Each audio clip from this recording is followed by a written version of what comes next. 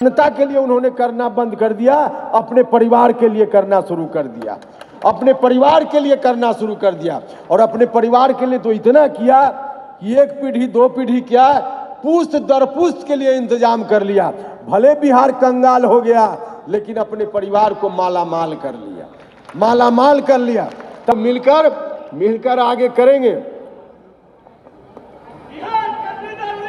अरे लेकिन एक बात ध्यान रखिएगा, एक बात ध्यान रखिएगा, अलग अलग पार्टी है और तमाम पार्टियों की जरूरत अपने अपने हिसाब से होती है, सबकी जरूरत अपने अपने हिसाब से होती है। भाई और मित्रों, 10% आरक्षण मिला आर्थिक आधार पे देश में, भारत सरकार ने निर्णय लिया।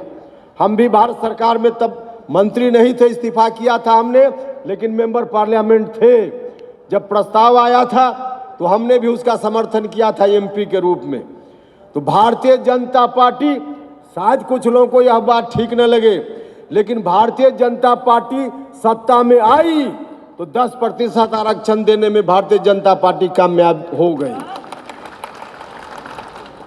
बिहार में जो आरक्षण लागू हुआ अति पिछड़ा भाइयों के लिए लोकल बॉडी के चुनाव में, जनता दल यूनाइटेड था कि इन वर्गों के लिए ग्राम पंचायत में और लोकल बॉडी में, नगर निकायों में आरक्षण की व्यवस्था हो गई।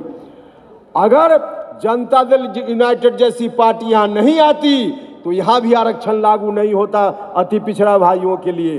भारतीय जनता पार्टी जैसी पार्टी देश में नहीं आती तो 10% आरक्षण आर्थिक आधार पर नहीं लागू हो गया होता। भाई और मित्रों, तो अलग अलग पार्टी अलग अलग हित के हिसाब से, जिनकी जो विचारधारा है उस विचारधारा के हिसाब से लोग काम करते हैं। जिनकी जो विचारधारा है उस विचारधारा को बढ़ाने के लिए, क्योंकि उनका कमिटमेंट उसी विचारधारा के साथ है, तो उनका डेमोक्रेसी में असहमति के बीच सहमत होकर चलना, यही तो जनतंत्र है।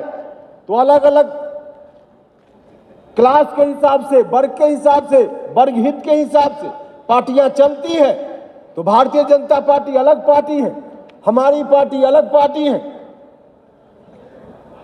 आरजेडी, जनता दल यूनाइटेड, हम लोगों की पार्टी, सब पार्टी का संविधान देख लीजिए तो लगभग एक ही तरह का है। भारतीय जनता पार्टी का संविधान एजेंडा कुछ अलग तरह का है, कांग्रेस पार्टी का कुछ अलग तरह का है। तो इसलिए अब उन लोगों की जो अपनी विचारधारा है, उनकी जो अपनी विरासत है, उस विरासत के आधार पे लोग अपना काम करते हैं।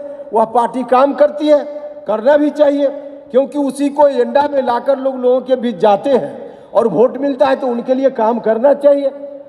तो हम लोग अलग से, हम लोगों ने जो पार्टी बनाई है, राष्ट्रीय जनता दल और जनता दल यूनाइटेड, इन लोगों ने सिर्फ कागज में कहा। राष्ट्रीय जनता दल के ऊपर भी जब विरासत संभालने की जवाबदेही शुरुआत में आई, 90 के आसपास शुरुआत में, तो उस वक्त जनरल कर्पूरी ठाकुर जी का अंत हो चुका था और उसी विरासत को आगे बढ़ाने की बात आरजेडी जनता दल कर रहा था उस समय लालू जी के नेतृत्व में। शुरुआत में 2-3 वर्षों तक उन्होंने भी अच्छा काम किया, लगा कि वह विरासत आगे बढ़ रही है, 2-3 साल तक तो ठीक ठाक रहा, लेकिन बाद में चलकर जो जनता से ताकत मिली, उस ताकत का इस्तेमाल उस विरासत को आगे बढ़ाने में करना चाहिए था। तो 2-3 साल तक तो किया, लेकिन उसके बाद जनता से मिली हुई ताकत का इस्तेमाल जनता के लिए उन्होंने करना बंद कर दिया, अपने परिवार के लिए करना शुरू कर दिया, अपने परिवार के लिए करना शुरू कर दिया। और अपने परिवार के लिए तो इतना किया कि एक पीढ़ी दो पीढ़ी क्या, पुश्त दर पुश्त के लिए इंतजाम कर लिया। भले बिहार कंगाल हो गया, लेकिन अपने परिवार को माला माल कर लिया, माला माल कर लिया।